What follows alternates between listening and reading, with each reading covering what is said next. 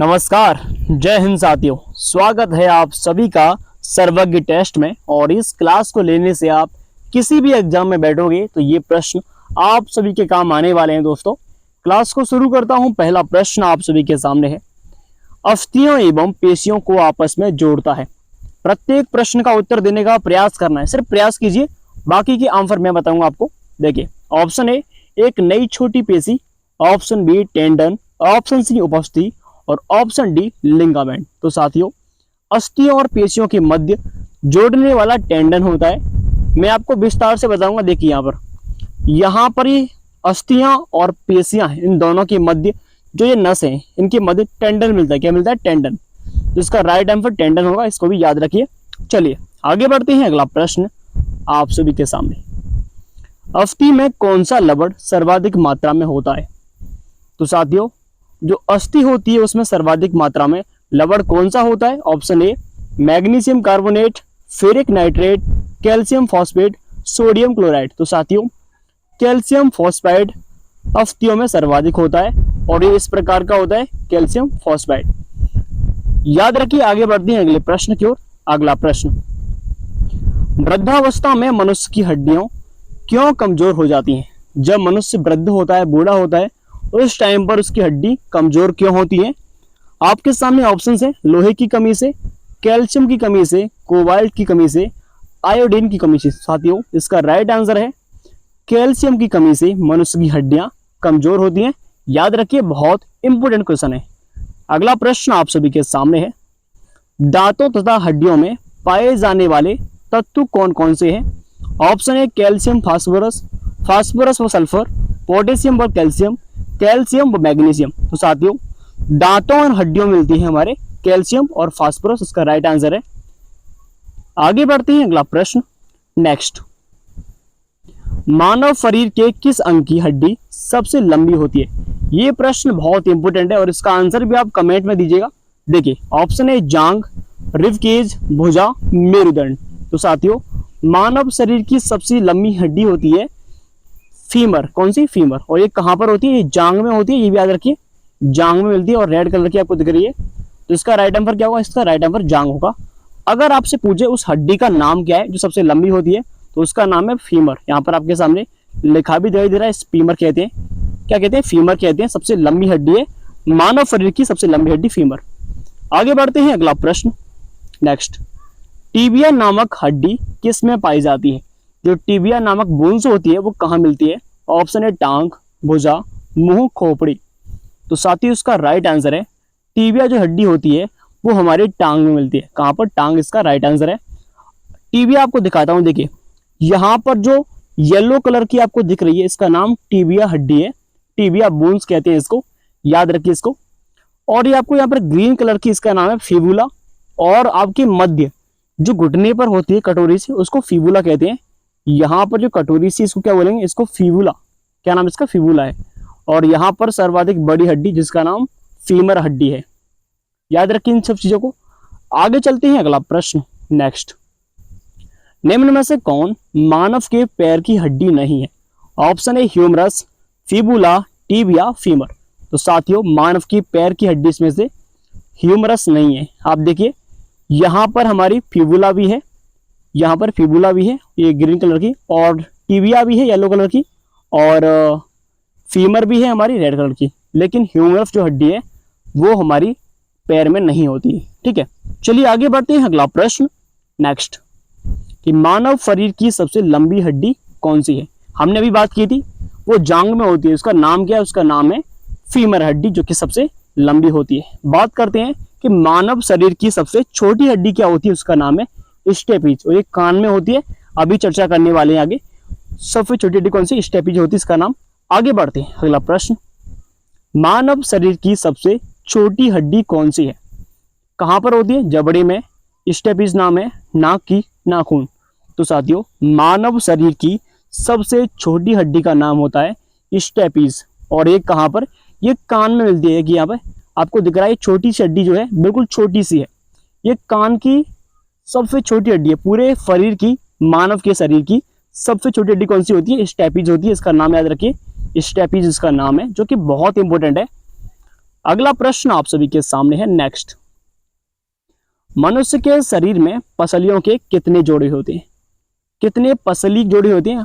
अब ध्यान से इस प्रश्न को समझना है। देखिए, ये पूरी जो बॉडी है ह्यूमन बॉडी है, और यहाँ पर आप देखोगे जो ये अस्थि आपको दिख रही है, पसलियां, पूरा जो एक साइड इसकी है, एक साइड में टोटल 12 हड्डियां हैं। एक तरफ 12 हड्डियां हैं और इस तरफ भी 12 हैं। टोटल 24 होती हैं दोनों तरफ बात करें।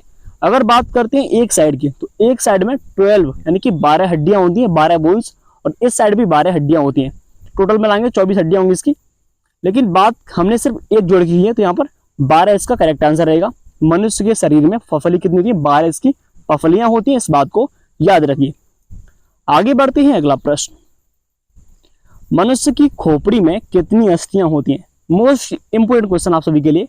Option A 5, 8, 9, 11। तो ये मनुष्य का जो कपाल होता है, खोपड़ी होती है, इसमें हमारी 8 हड्डियां होती हैं। याद रखिए इस बात को। कितनी? 8 हड्डियां इसमें होती हैं। बहुत ही इंपोर्टेंट क्वेश्चन है। आगे बढ़ते हैं, अगला प्रश्न है, और यहाँ पर आपके सामने ये पूरा खोपड़ा आपके सामने है, इसको भी देख लीजिए किस प्रकार से दिखता है। आगे बढ़ते हैं, अगला प्रश्न। नवजात शिशुओं में हड्डियों की संख्या लगभग कितनी होती है? तो बच्चा होता है और उस बच्चे में हड्डियों की संख्या लगभग 300 मानी जाती है। छोटे बच्चे, नवजात शिशु में जो बच्चा होता है उसकी 300 हड्डियां होती हैं, ये भी याद रखिए। अगर बात करें बड़े व्यक्ति की तो 2 से 6 हड्डियां होती हैं, आप जानते हैं इस बात को। तो आगे चलते हैं, अगला प्रश्न आप सभी के सामने नेक्स्ट, कि मनुष्य में कुल कितनी हड्डियां होती हैं? टोटल बोन्स कितनी होती हैं मानव शरीर में? तो ऑप्शन है 201, 206, 209, 210। इसका आंसर तो आप कमेंट में दे ही दोगे। तो 2 से 6 हड्डियां इसका राइट आंसर है। मनुष्य के शरीर में 2 से 6 हड्डियां होती हैं। आगे बढ़ते हैं, अगला प्रश्न नेक्स्ट। मानव शरीर में रुधिर बैंक का कार्य कौन करता है? ऑप्शन ए फेफड़ा, हृदय, यकृत, तिल्ली। तो साथियों, मानव शरीर में रुधिर बैंक का कार्य कौन करता है? ये करता है तिल्ली। तिल्ली इसका राइट आंसर है, जो कि बार बार एग्जाम्स में रिपीट होता है। बात करता हूं मैं यकृत, इसको हम लीवर कहते हैं, और लीवर हमारे लिए बहुत इंपोर्टेंट है। और हृदय आप जानती हैं हमारा हार्ट होता है। आगे बढ़ते हैं, अगला प्रश्न। मानव रक्त प्लाज्मा में प्राय पानी की प्रतिशत मात्रा में कितनी भिन्नता होती है? तो साथियों, जो हमारा मानव रक्त है शरीर में, याद रखिए 91 से 92% की इसकी आवश्यकता होती है प्लाज्मा में। किसमें? प्लाज्मा में पानी की आवश्यकता। आगे बढ़ते हैं, अगला प्रश्न नेक्स्ट। रक्त में पाई जाने वाली धातु कौन सी है? ऑप्शन ए कैल्शियम, सोडियम, लोहा, जिंक। तो याद रखना, जो हमारा ब्लड होता है, हमारा रक्त होता है, उसमें सर्वाधिक मात्रा में लोहा मिलता है, यानी कि आयरन भी बोलते हैं इसको। आयरन हमारे लोहे हमारे शरीर में मिलता है, याद रखिए। कई बार एग्जाम में पूछा गया प्रश्न है। नेक्स्ट बढ़ते हैं अगले प्रश्न की ओर। अगला, रक्त का शुद्धिकरण कहाँ होता है? हमारा जो रक्त है, ब्लड है, वो शुद्ध कहाँ से होता है? फेफड़ों में होता है, यकृत यानी लीवर में, किडनी में, या ये सभी? तो साथियों, जो मानव शरीर का रक्त होता है, ब्लड होता है, उसमें ये तीनों ही काम करते हैं इसको साफ करने में। फेफड़ा भी, लीवर भी और किडनी। किडनी का मतलब होता है गुर्दा। तो तीनों ही हमारे लिए इंपोर्टेंट है। आगे बढ़ते हैं, अगला प्रश्न नेक्स्ट। मानव शरीर में खून का शुद्धिकरण की प्रक्रिया को क्या कहते हैं? जो हमारा खून होता है वो शुद्ध होता है, तो उसकी हम जो प्रोसेस में होता है उसको क्या बोलते हैं? ऑप्शन ए हीमोलिसिस, ऑस्मोसिस, पैरालिसिस और डायलिसिस। तो साथियों, इसका राइट आंसर डायलिसिस बोलते हैं इसको। जब हमारा खून जो है, हमारा ब्लड जो है, वो साफ होता है, शुद्ध होता है, तो उस क्रिया को क्या बोलते हैं? उसको बोलते हैं डायलिसिस। आगे बढ़ते हैं, अगला प्रश्न नेक्स्ट। रक्त में लाल रंग में निम्न में से किसके कारण होता है? जो हमारा रक्त है, ब्लड है, वो लाल कैसे होता है, किसके कारण होता है? तो इसका राइट आंसर हमारा option A plasma, RBC, WBC, haemoglobin. तो इसका राइट आंसर हमारा हीमोग्लोबिन रहने वाला है। हीमोग्लोबिन के कारण हमारा जो रक्त है वो कैसा? लाल होता है। आगे बढ़ते हैं, अगला प्रश्न। शरीर में हीमोग्लोबिन का कार्य क्या है? ऑप्शन ए जीवाणुओं का नाश करता है, रक्तदाब्यता का निवारण करता है, लोह का उपयोजन करता है, ऑक्सीजन का परिवहन करता है। तो जो हमारी हीमोग्लोबिन होती है वो ऑक्सीजन का परिवहन करती है, हीमोग्लोबिन। याद रखिए, बहुत इंपोर्टेंट प्रश्न है आप सभी के लिए। आगे बढ़ती हैं, अगला प्रश्न नेक्स्ट। मानव शरीर का कौन सा अंग रक्त बैंक कहलाता है? ये प्रश्न आपके लिए बहुत इंपोर्टेंट रहने वाला है कि कौन सा पार्ट जो है हमारे शरीर का वो रक्त बैंक कहलाता है। ऑप्शन है प्लीहा, किडनी, यकृत, हृदय। तो हमारे शरीर का मात्र एक अंग ऐसा है जिसका नाम है पिलिया। ये मानव शरीर का रक्त बैंक कहलाता है, बहुत ही इंपॉर्टेंट है।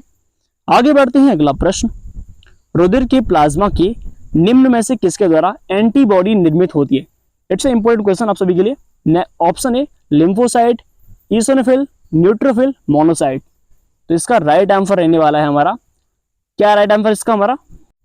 लिम्फोसाइट इसका करेक्ट आंसर रहने वाला है, ऑप्शन है हमारा लिम्फोसाइट। आगे बढ़ते हैं, अगला प्रश्न, लाल रक्त कणिकाएं जिसको हम आरबीसी बोलते हैं, रेड ब्लड सेल, किस नाम से जानी जाती हैं? Option A leucocyte, thrombocytes, eosinophils, erythrocyte. तो इसका राइट आंसर है इरिथ्रोसाइट्स के नाम से जानते हैं, इनको याद रखना है इस बात को। चलिए अगला प्रश्न, निम्न में से किसको आरबीसी का कब्रिस्तान कहा जाता है?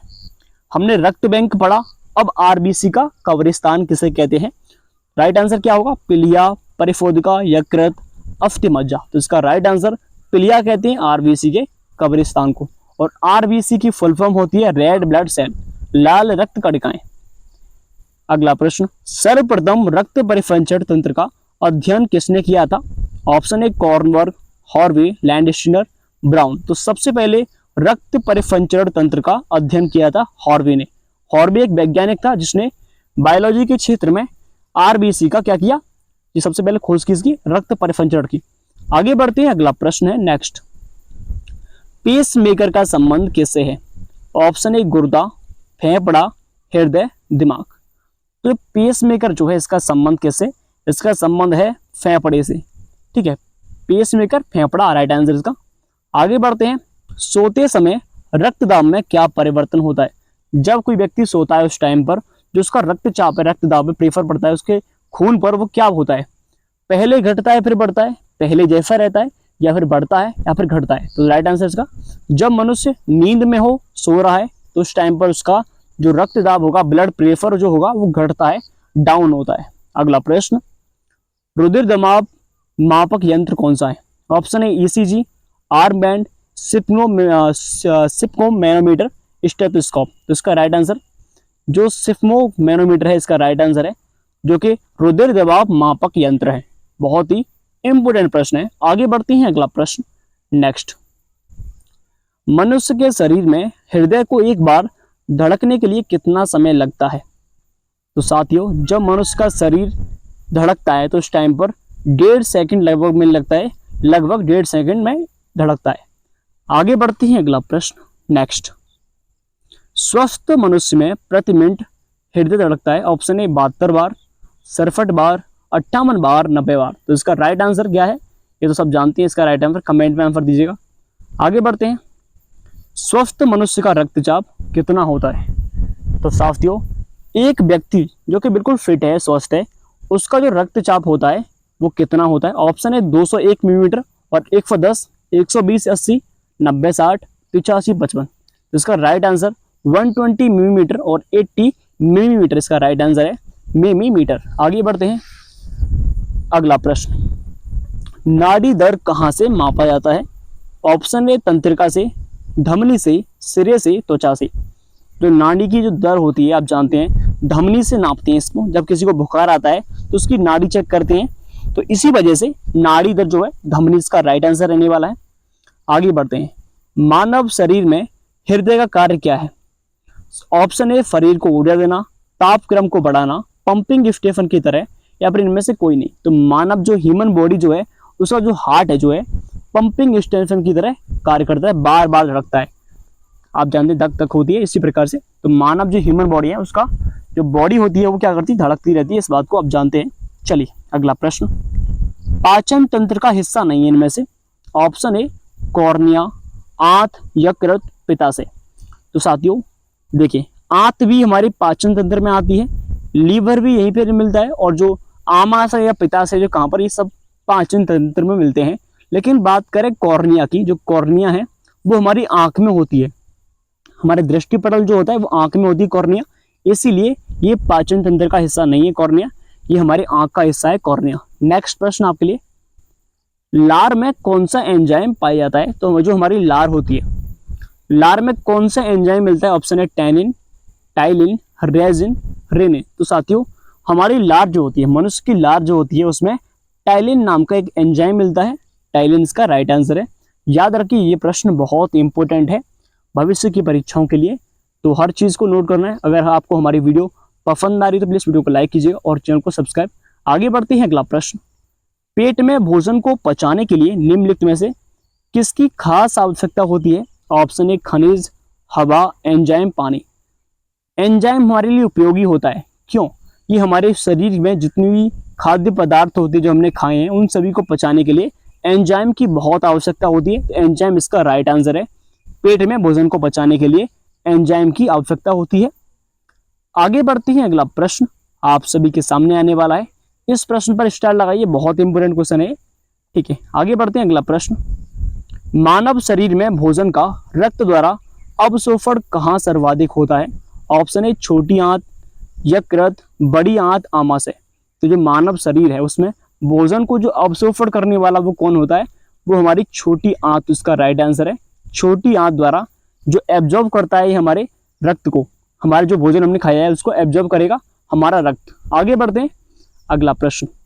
निम्न में से वह कौन सा अंग है जो मानव शरीर में ग्लाइकोजन के रूप में हाइड्रोकार्बोनेट को जमा करता है? ऑप्शन ए यकृत, आंत, आमाशय, अग्नाशय। जो हमारा लीवर इसका राइट आंसर है। लीवर के माध्यम से ही हम क्या करते हैं, जो हमारा ग्लाइकोजन होता है उसको हम कार्बोहाइड्रेट में जमा करते हैं, ये भी याद रखिए। चलिए आगे चलते हैं, अगला प्रश्न आप सभी के सामने नेक्स्ट। तो साथियों आज की क्लास को हम यहीं समाप्त करते हैं और जाते जाते आपसे एक विनती है, हमें सपोर्ट कीजिए जिससे कि हम और क्लास आपके लिए ला सकें। अगर हमसे भूलवश कोई त्रुटि हुई है तो आपसे क्षमा चाहते हैं, और कोई भी त्रुटि हो तो आप कमेंट में लिख सकते हैं जिससे कि हम आने वाली वीडियो में सुधार करेंगे आपके लिए। जय हिंद, जय भारत। इस क्लास के लिए आपका बहुत बहुत धन्यवाद। अगर आप PDF चाहते हैं तो हमारे टेलीग्राम को ज्वाइन कीजिए, इसकी लिंक आपको डिस्क्रिप्शन में मिल जाएगी। जय हिंद, जय भारत।